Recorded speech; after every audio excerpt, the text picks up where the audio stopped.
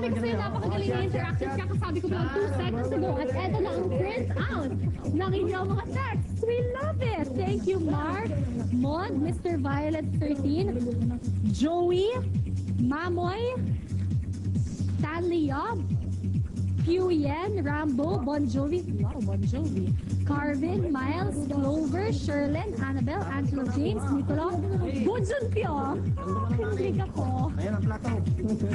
Sa mga hindi nakakalam, sa Voice Over Flowers, si Bujun. I like that. Gusto ko talaga yon. Thank you so much sa lahat ng mga nag-text. At mamaya, na-try natin basahin yung mga tanong ninyo. At syempre, to the best of my abilities, na-try natin yan, sagutin. Thank you. Ang daming text. So many people love Kuya. Hi, Serena. Pakibati naman daw siya. At favorite ni Serena, si Carol. Serena, sana nakapanood ka ng prime time kanina para nakita mo kung bakit umiiyak ang iyong favorite na si Carol. Eto na. So, hindi mga nakanood ng prime time kanina dahil I know, sa ibang parte, brownout pa rin ng prime time. Pero itong si Carol, excuse me, etong si Carol, kanina nga, medyo naiyak kasi pala nung isang araw, meron siyang isang housemate na namimiss. At yun, I see. Sophie C.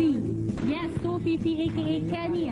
Apparently, itong si Carol na no boyfriend since birth, medyo nahuhulog na ang kanyang loob. There's something. So, paano yan? Kasi diba alam natin na si Melissa na ang tawagin na baby, si Sophie C.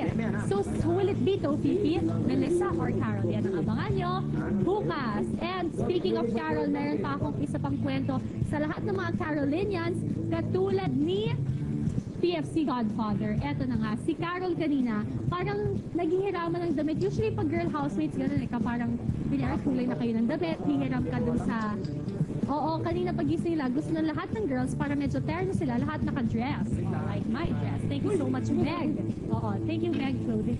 Oo, eto na nga, gusto nila lahat sila naka-dress. So, ang nangyari, naghiraman sila.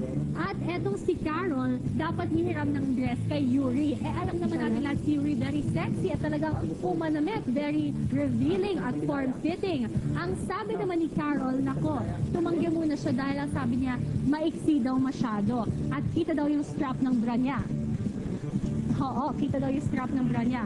At baka na daw, kita daw yung kaluluwa niya. Pero ang ending, sinuot din naman niya. So sa lahat ng mga Carol fans, ay, abangan niyo yan. Siyempre, gusto niyo makita si Carol naka-sexy na dress. So abangan niyo yan bukas sa prime time. Hi, Michael.